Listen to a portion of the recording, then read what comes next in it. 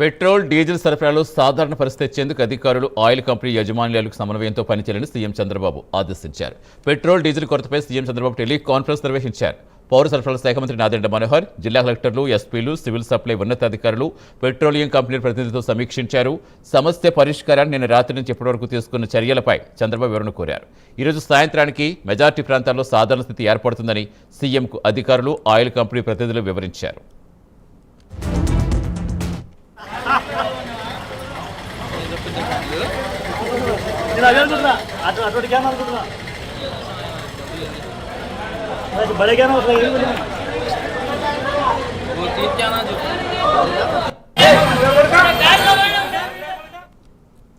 Petrol diesel సరఫరాలో సాధారణ పరిస్థితి తెచ్చేందుకు అధికారులు, ఆయిల్ కంపెనీ యాజమాన్యాల సమన్వయంతో పనిచేయాలని సీఎం ఆదేశించారు.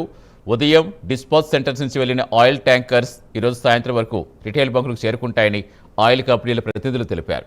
స్వయంగా కలెక్టర్లు, ఎస్పీల పర్యవేక్షణలో ప్రజలు ఇబ్బంది పడకుండా ఆయిల్ సరఫరా జరిగేలా చూడాలన్నారు సీఎం. కలెక్టర్లు, ఉన్నతాధికారులు ఆయిల్ డిస్పాచ్ సెంటర్లకు వెళ్లి సరఫరా పర్యవేక్షించాలన్నారు. ఏపీలో ఆయా జిల్లాల్లో పరిస్థితులపై ఆర్టీజీ సెంటర్ ద్వారా నిరంతరం పర్యవేక్షించి ప్రతి 3 గంటలకు ఒకసారి నివేదిక ఇవ్వాలని ఉన్నతాధికారులు, మంత్రులకు సీఎం ఆదేశించారు.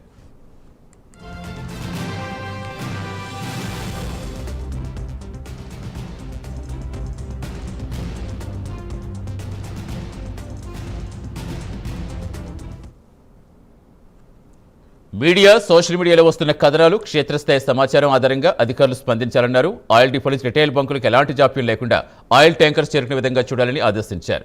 బ్లాక్ మార్కెట్, కృత్రిమ కొరత సృష్టించేందుకు ఎవరైనా ప్రయత్నిస్తే కఠిన చర్యలు తీసుకోవాలని స్పష్టమైన ఆదేశాలు ఇచ్చారు. సమస్య పరిష్కారం అయ్యే వరకు ఆయిల్ కంపెనీ నిరంతరం పనిచేయాలని తెలిపారు సీఎం.